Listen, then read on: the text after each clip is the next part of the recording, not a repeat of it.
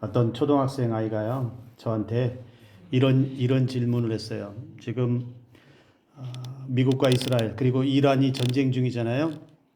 근데 그 아이가 나에게 이런 질문을 했어요. 왜 전쟁을 했는지, 그리고 하나님은 누구 편이에요? 미국과 이스라엘 편이에요? 아니면 이란 편이에요? 여러분, 전 세계에서 기독교를 대표하는 나라를 꼽으라고 하면 그 나라가 어디죠? 미국과 이스라엘이라고 할 수 있죠. 근데 이 아이의 궁금증은 왜 힘없는 어린아이들, 여자, 아무런 힘도 없는 사람들이 전쟁의 피해 속에 무고하게 죽어가느냐. 중동, 이슬람은 그러면 반드시 전쟁으로 때려야만 되느냐. 그들은 반드시 멸해야 되는, 전쟁으로라도 해서 다 죽여도 괜찮은 거냐. 이런 요지를 가지고 저한테 질문을 하더라고요. 그 아이 누군지, 누집 아들인지 몰라도 크게 될 인물인 줄로 믿습니다. 우리 교회에 있어요. 아들입니다, 아들. 예. 여러분은 어떻게 생각하세요? 지금 그치지 않는 협상도 지지부진하게 지금 계속해서 서로 입장만 반복하는 이 중동 전쟁, 미국과 이스라엘이 이란을 친 이 전쟁이 여러분 하나님 입장에서 합당하다라고 생각하시나요? 하나님도 그렇기에 합당한 전쟁이기 때문에 그 힘없이 죽어가는 사람들 어쩔 수 없다라고 하나님도 그렇게 생각하실까요? 저는 그렇게 생각하지 않습니다. 적어도 저는요, 하나님의 마음은 그렇게 힘없이 죽어간 어린 아이들과 여자, 그리고 그렇게 힘없이 아무 이유 없이 전쟁의 폭격에 사라져버린 그 사람들 가운데 있음을 저는 믿습니다. 그리고 이 전쟁은요, 하나님께서 허락하신 전쟁이 아니고 인간의 탐욕과 정치적인 야욕이 만들어낸 있을 수 없는 전쟁을 한 거라고 저는 생각합니다. 빨리 끝나야 되겠지요. 무고한 희생이 더 이상 있어서는 안 되겠지요. 사람들은 자신의 행동에 대해서, 특히 기독교인들 가운데서 잘못된 행동에 대해서 그것을 하나님의 이름을 전면에 내세우면서 합리화할 때가 있어요. 매우 나쁜 신앙입니다. 나의 악한 행동을, 나의 잘못된 행동을 신앙의 이름 걸고서 그것이 마치 당연한 것처럼, 그것이 마치 자랑스러운 것처럼 얘기하는 그런 신앙, 매우 잘못된 신앙인 것을 여러분 기억하시기 바랍니다. 하나님은요, 신앙인들의 행위에 대해서 무조건 다 옳다고 하지 않습니다. 문제는 인간이 자신의 악한 행동까지 끌어들여서, 그렇게 하나님을 끌어들여서 정당화하는 것이 문제이죠. 하나님은 무조건 내 편이기 때문에 내가 무슨 짓을 해도 용납하시고 나를 감싸 주시고 내게 은혜를 베풀어 주시고 나의 악함에도 동조해 주신다라고 하는 생각이 조금이라도 있다면 그건 버려야 합니다. 여러분, 부모가요, 자식이 세상 나가서, 밖에 나가서 흉악한 범죄를 저질렀는데 그 흉악한 범죄를 저지른 자녀를 내 자식이니까, 내 자녀니까 무조건 감싸주고 잘못 없다라고 두둔할 수 있겠습니까? 다른 사람을 밖에서 해치고 심각한 폐륜적인 범죄를 저질렀음에도 불구하고 그 아이가 내 자녀라는 이유만으로 감싸준다는 부모가 있다면 그것은요, 자녀나 부모나 똑같은 흉악 범죄에 빠진 사람일 수밖에 없어요. 11세기부터 13세기까지 약 200년에 걸쳐서요, 8번의 전쟁이 있었는데 그걸 우리는 십자군 전쟁이라고 부릅니다. 이 십자군 전쟁이 어떤 전쟁입니까? 이슬람 세력에 의해서 성지 순례가 중단되니까, 못하게 되니까 교황 우르바노 2세가 전쟁을 일으켜요. 서유럽 국가들을 향해서 십자군 파병을 호소를 합니다. 이슬람 세력에 대해서 전쟁을 일으켜서 그 전쟁의 빌미로 해서 교황 자신의 권위는 높이고, 그리고 당시에 분열됐던 교회를 전쟁이라는 명목하에 하나 되게 하기 위한 목적을 가졌어요. 그러니까 정치적인 의도를 가지고 십자군 전쟁을 일으킨 겁니다. 교황이 연설을 통해서 군중들을 향해서 이렇게 말합니다. 신이 그것을 원한다. 신이 그것을 무엇을요? 전쟁을 원한다라고 외칩니다. 중세 가톨릭 교회가 십자군으로 그래서 죽으면 전쟁에 나가서 십자군에 참여해서 죽으면 그것이 마치 순교라도 되는 것처럼 그렇게 죽은 자들에게는 하늘에 보상이 있을 것이다라고까지 선포합니다. 그러나 십자군 전쟁은 역사적 평가에서 여러분 그건 하나님이 허락한 전쟁이 아닙니다. 어떤 역사학자는 그렇게 말했습니다. 신의 뜻이라고 쓰고 인간의 탐욕이라고 읽는다. 인간의 탐욕의 결과예요. 그토록 여러분 우리 인간의 행위가 악한 것에 대해서 하나님의 뜻과 어긋난 것에 대해서 내 신앙의 이름으로 하나님의 이름으로 예수님의 이름으로 정당화하거나 그것을 두둔하거나 이런 일들이 우리 신앙인들에게서는 있어서는 안 된다는 겁니다. 마치 그런 신앙은 어떤 신앙이냐? 미신신앙과 같아요. 여러분 이스라엘 백성들 오늘 본문에 나오는 이스라엘 백성들의 실패, 전쟁의 실패 이야기를 기록하고 있어요. 이스라엘 백성들에게 전쟁은 사실 끊이지 않았습니다. 특히 오늘 이 사무엘상 4장에는요. 계속해서 블레셋과의 전쟁을 계속하고 있는데 오늘 본문에서도 블레셋과 전쟁이 이어졌습니다. 사무엘이 막 활동을 시작했을 그 즈음이었던 것 같아요. 이제 선지자로서 사무엘이 이스라엘 백성들 앞에 하나님의 사람으로서 막 활발하게 활동을 시작할 그때쯤에 본격적으로 선지자로서 인정받던 그때쯤에 블레셋이 전쟁을 일으켰습니다. 그러니 이스라엘 백성들도 거기에 맞서기 위해서 에베네셀에 진을 치고 전쟁을 준비합니다. 그리고 나서 이스라엘 백성들은 블레셋과 싸우지만 이스라엘 백성들 4,000명이 죽음을 당하고 패배로 끝납니다. 그렇게 전쟁에 지고 돌아왔어요. 4,000명이라는 그 군사들이 죽고 처절하게 패배해서 돌아왔습니다. 그렇게 패배하고 돌아오니까 이스라엘 진영의 이스라엘 백성들 그들 가운데 장로들이 큰 충격을 받았어요. 왜 충격을 받았을까요? 당연히 이기리라고 생각했는데 엄청난 군사를 소모하고 그렇게 패배하고 돌아온 것에 충격을 받은 거예요. 충격을 받은 그들이 이스라엘 장로들이 대책회의를 열어요. 지도자들을 모아놓고 대책회의를 열어서 왜 우리가 졌느냐? 무엇 때문에 졌을까? 그리고 그러면 우리가 앞으로는 어떻게 해야 될까? 대책회의를 엽니다. 그래서 하나님께서 그들의 대적이었던 블레셋에게 지게 하신 이유를 이렇게 결론을 내립니다. 왜 우리가 블레셋에게 졌느냐? 하나님의 임재를 상징하는 언약궤가 없었다. 하나님의 임재를 상징하는 언약궤가 맨 앞에 가서 우리 전쟁을 지켜주셨어야 되는데 그 언약궤가 없었다. 오늘 말씀에도 보면요, 여러분 여호수아 시대에 제사장들이 언약궤를 메고 갔던 그것을 생각했던 것 같아요. 언약궤를 메고 여리고성을 13바퀴를 돌면서 이겼던, 그리고 애굽 군대를 쳤던 그때의 그 장면들을 떠올렸던 것 같아요. 그래서 그들은 결론을 내립니다. 언약궤가 없어서 졌기 때문에 실로에 가서 언약궤를 가져오자.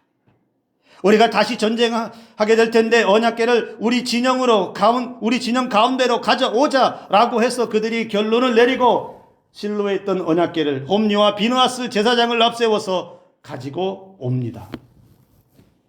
언약궤가 없어서 전쟁에 졌으니 4,000명이라고 하는 군사가 처참하게 죽었으니 자 이제 언약궤를 가져왔으니 이제 우리는 블레셋과 맞서 싸우면 어떻게 된다고요? 이길 것이다. 당연히 이길 것이다. 언약궤가 들어올 때 이스라엘 백성들 그 진영의 언약궤가 들어올 때에 사람들이 그걸 보고 환호성을 질렀어요. 우와!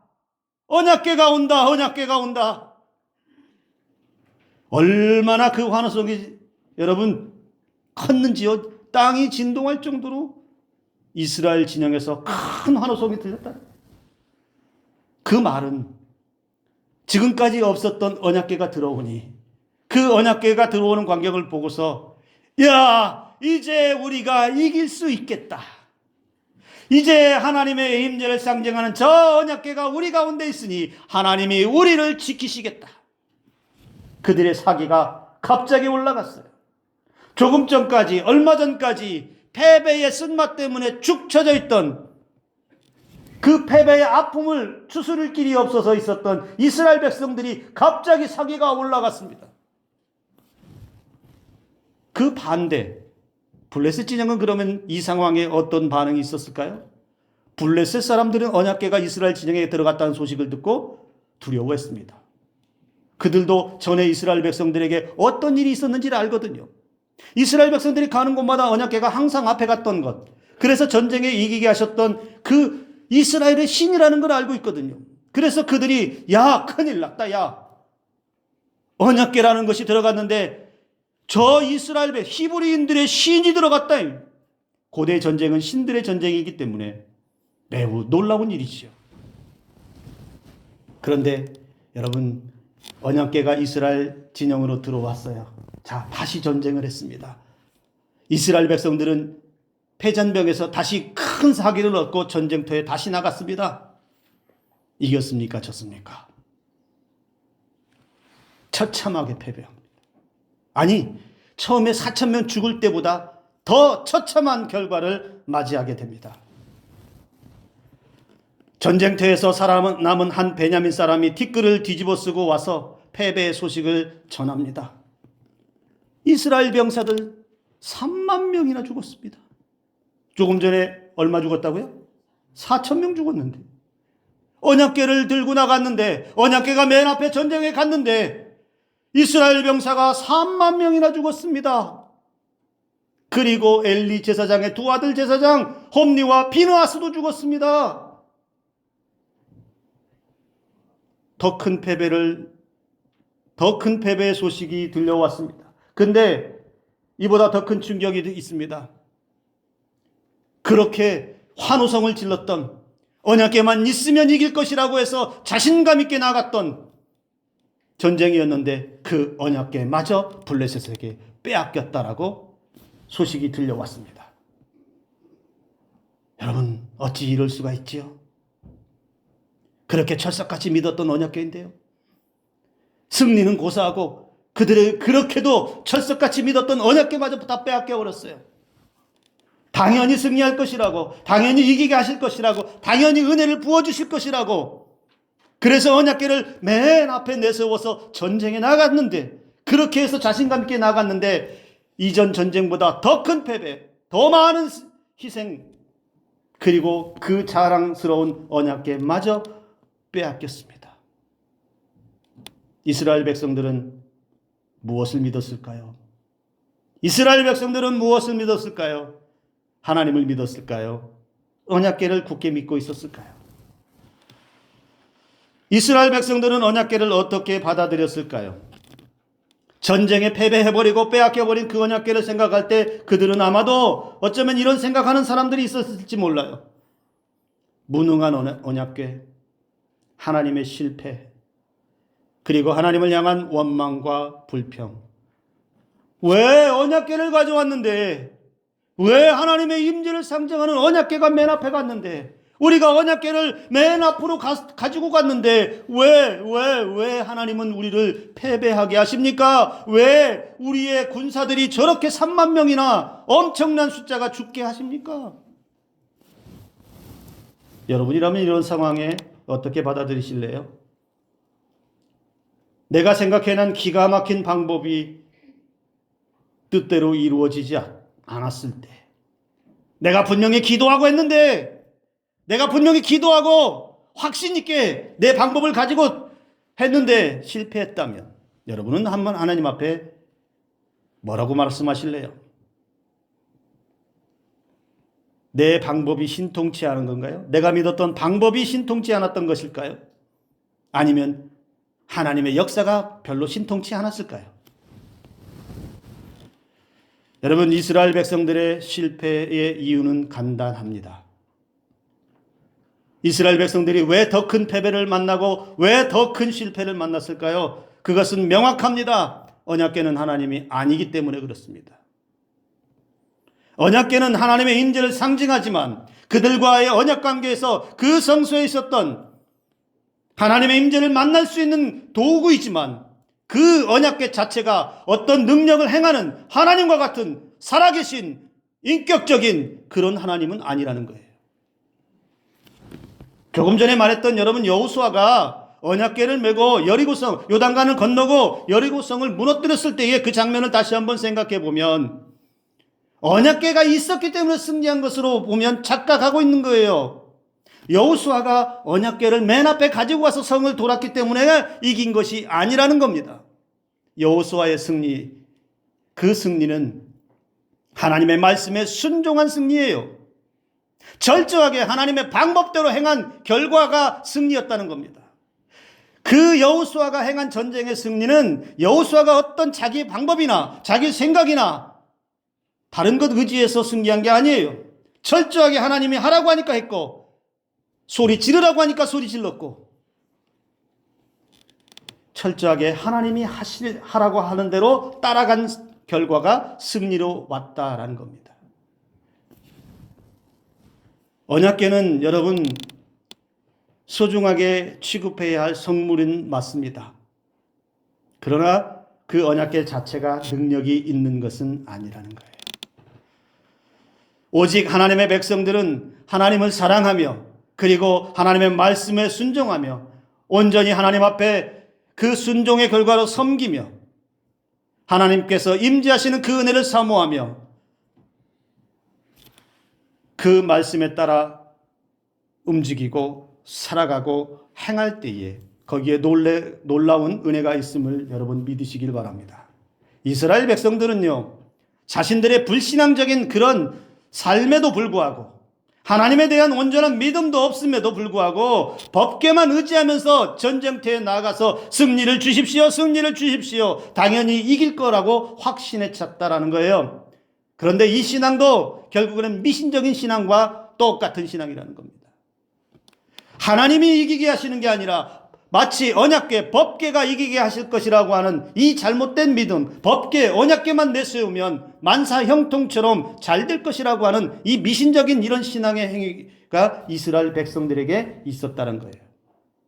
적어도 이스라엘 백성들은요, 4천 명이 죽어서 한번 실패했을 때 그들이 먼저 해야 되는 일이 뭘까요? 4천 명이라고 하는 군사가 죽었을 때 그 실패 가운데 이스라엘 백성들이 먼저 했어야 될 일은 하나님의 뜻이 어디 있는지를 찾았어야 돼요. 하나님이 왜 지게 하셨는지를 그들은 찾았어야 돼요. 우리의 삶에 실패가 일어날 때도 마찬가지고 우리에게 아픔을 당할 때도 마찬가지예요. 왜 하나님이 실패하게 하시고 왜 하나님이 나를 아프게 하시고 왜 하나님이 일이 안 풀리게 하시는지를 하나님께 먼저 묻고 확인하는 이 시간이 필요하다라는 거예요. 그래서 만약에 잘못된 것이 있다면 철저하게 회개하고 다시 하나님의 방법으로 하나님께서 허락하시는 그 은혜를 가지고 나아가야 되는데 이스라엘 백성들은 이 과정이 없다는 거예요. 그들이 직접 못한다면 여러분 그들에겐 제사장이 있어요. 비록 온전한 제사장은 아니지만 엘리나 홈리와 비나스가 그렇게 잘하고 있는 제사장은 아니지만 그래도 그들에겐 제사장이 있어요. 그리고 선지자 사무엘도 있었어요. 그런데도 묻지 않았어요. 그런데도 하나님의 뜻은 묻지 않았어요. 여러분 다윗 시대에 사무엘의 기록에 보면 다윗은 어디로 가든지 이기게 하셨다라는 기록이 나옵니다. 그런데 어디를 가든지 이기게 하실 때에 다윗이 한 행동 중에 가장 중요한 행동이 이겁니다. 전쟁을 하든지 무엇을 하든지 항상 먼저 물었다는 거예요. 하나님, 이 전쟁을 해도 되겠습니까? 하나님, 이 전쟁을 내가 행하면 이기겠습니까? 그래서 하나님께 묻고 하나님의 뜻을 담고 하나님이 행하게 하시는 대로 따라서 나아갔을 때 다윗은 어디로 가든지 무엇을 하든지 이기게 하셨다라는 거예요.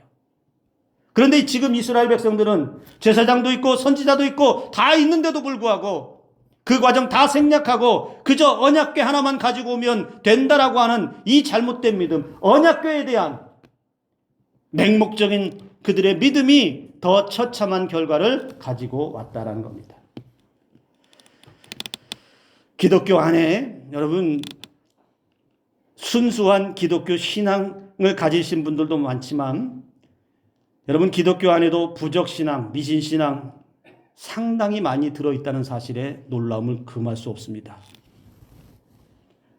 언약궤의 문제가 아니라 이스라엘 백성들의 신앙의 문제, 삶의 문제라고 하는 것을 우리를 본다면 하나님을 향해 순수한 믿음, 하나님의 말씀의 역사를 내 온몸과 마음으로 체험하는 이런 믿음,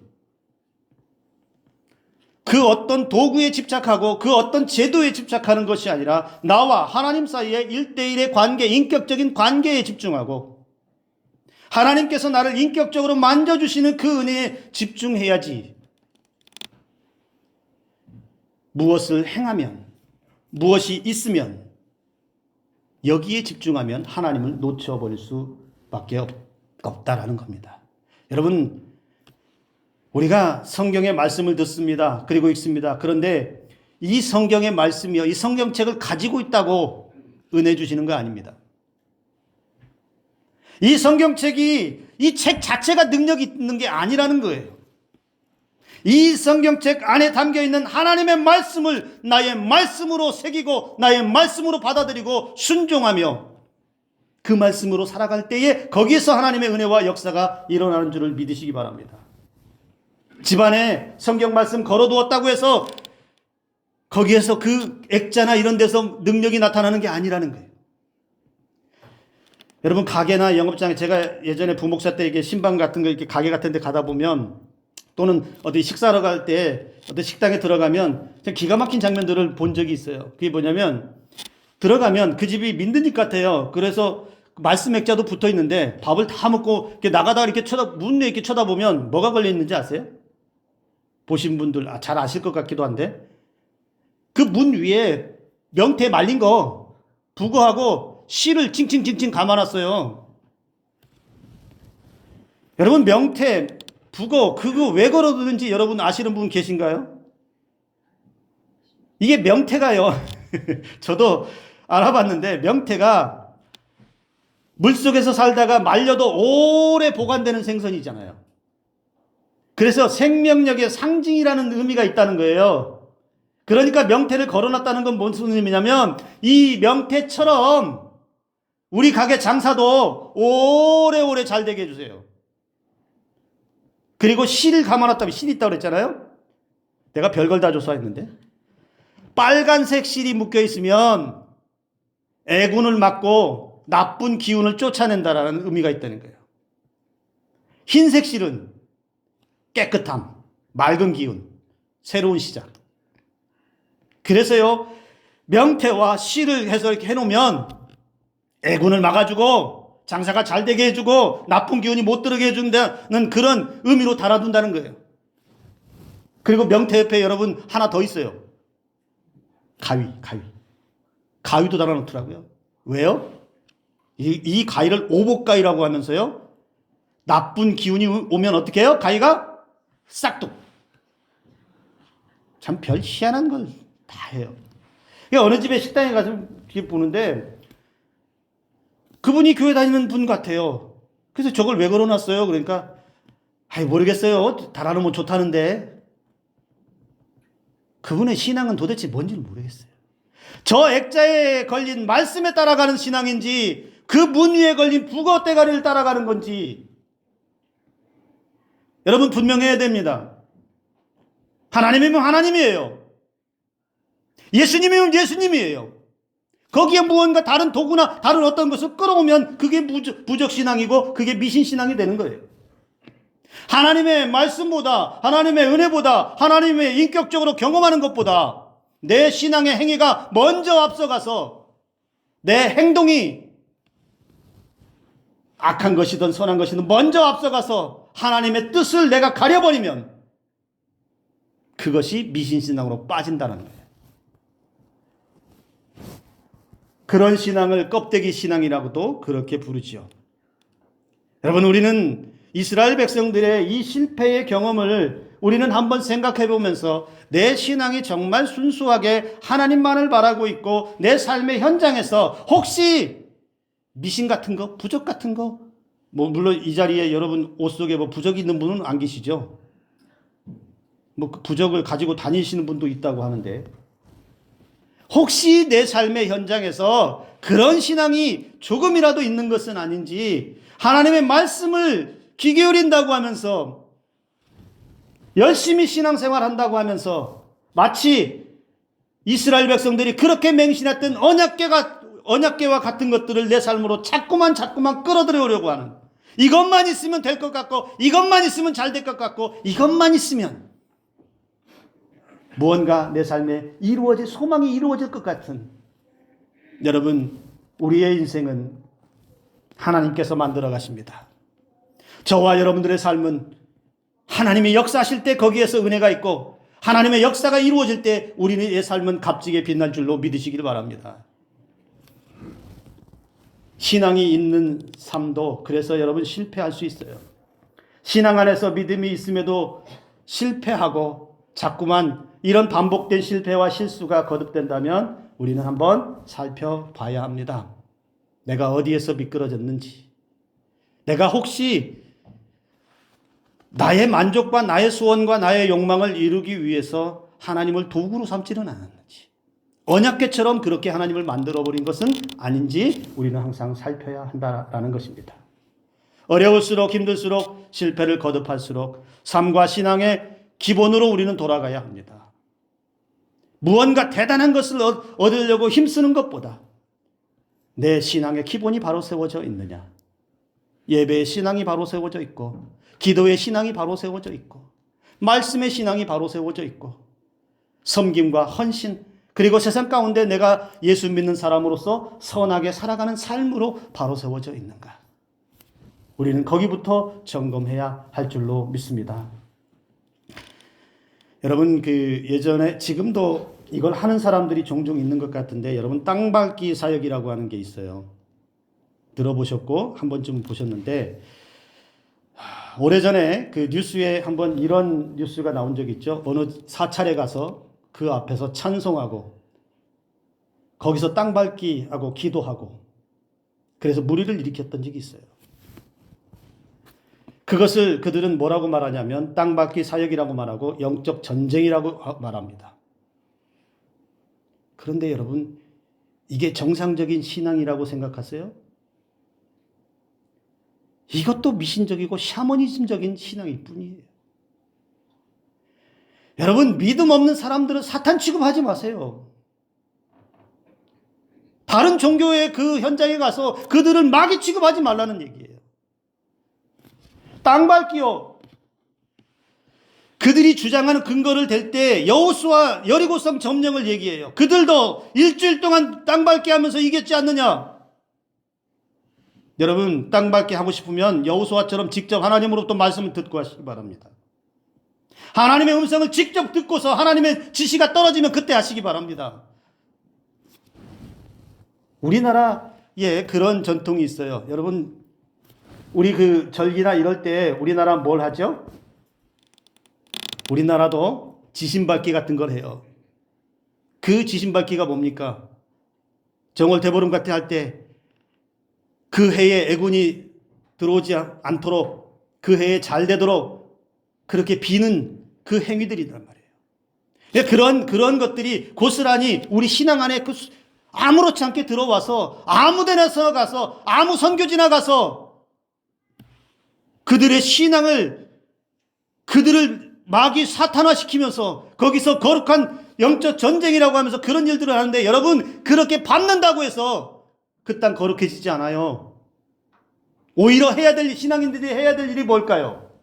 오히려 그들을 불쌍히 여기고 그들 가운데 하나님의 은혜가 임하도록 기도할 수 있어야 하고, 그들에게 예수 그리스도의 신앙인으로서 선함을 가지고 다가가서 그들의 손을 잡아주고 그들을 안아줄 수 있는 이러한 신앙이 우리에게 있어야 되지, 왜 우리와 종교가 다르다는 이유를 가지고 그들을 악마화시키고 사탄화시켜서 거룩한 영적 전쟁이라는 이름하에 되지도 않는 그런 신앙의 행위를 가지고 사회적 무리를 일으킵니까?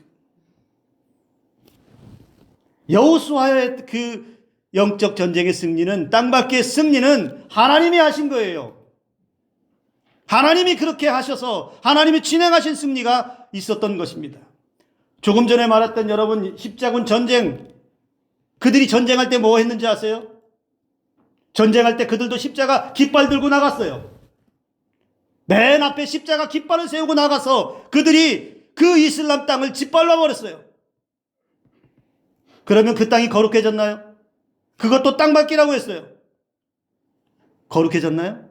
기독교화 됐나요? 아니요. 오히려 기독교 국가였던 비잔틴 제국이 멸망했어요. 그리고 그 당시에 이 이슬람 제국이 들어서면서 기독교가 그래도 안정적으로 정착하고 있던 아시아와 북부 아프리카가 다 이슬람 세력이 돼버렸어요. 이슬람 땅이 돼버렸어요. 기독교의 치명적인 아픔을 가져온 게 이 십자군 전쟁 땅밟기였다는 사실이에요. 그런 미신적이고 부적 같은 신앙, 자기의 그 악함을 합리화하는 이런 신앙, 여러분 그건 신앙이 아니라는 사실이에요.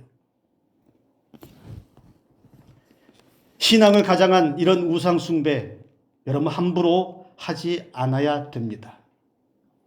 언약궤와 같은 것을 가지고 오면 잘 될 것이고, 언약궤와 같은 것을 끌어오면 승리하게 하실 것이고, 언약궤와 같은 것만 있으면 내 삶에 성공의 보증수표처럼 생각하는 믿음이 있다면 여러분 그 믿음을 완전히 던져버리시고 하나님과 인격적으로 먼저 만나시고 예배와 말씀과 기도와 찬송의 삶으로 다시 새로워지는 은혜가 있기를 주님의 이름으로 축복합니다. 우리가 지금 의지하고 있는 언약궤는 무엇인가요? 여러분이 지금 의지하고 있는 언약궤가 있다면 그것은 무엇입니까? 돈의 언약궤입니까? 권력의 힘의 언약궤입니까? 아니면 세상에서 배경과 줄을 잘 서야 하는, 그래서 사람 앞에 줄 서는 이 언약궤입니까? 내가 열심히 한 것을 믿지 마시기 바랍니다. 내가 공을 들여서 내 공적을 세운 것을 믿지 마시기 바랍니다. 내가 알고 있는 수많은 방법들을 가지고 하나님께 들이밀지 마시기 바랍니다. 철저하게 하나님께 먼저 묻고 하나님께서 주시는 말씀에 따라서, 하나님께서 주시는 그 은혜에 따라서 더딜지라도, 세상에서 조금 부족할지라도 매일매일 삶을 하나님의 은혜로 채워가면서 그 은혜 때문에, 내게 주시는 그 은혜 때문에 승리하는, 내게 주신 그 말씀 때문에 승리하고 내가 그 말씀대로 살아가는 삶 때문에 이웃을 얻고 복음이 전해지는 삶으로 살아갈 수 있기를 주님의 이름으로 축복합니다. 우리의 신앙의 중심은 언제나 하나님이 되어야 합니다.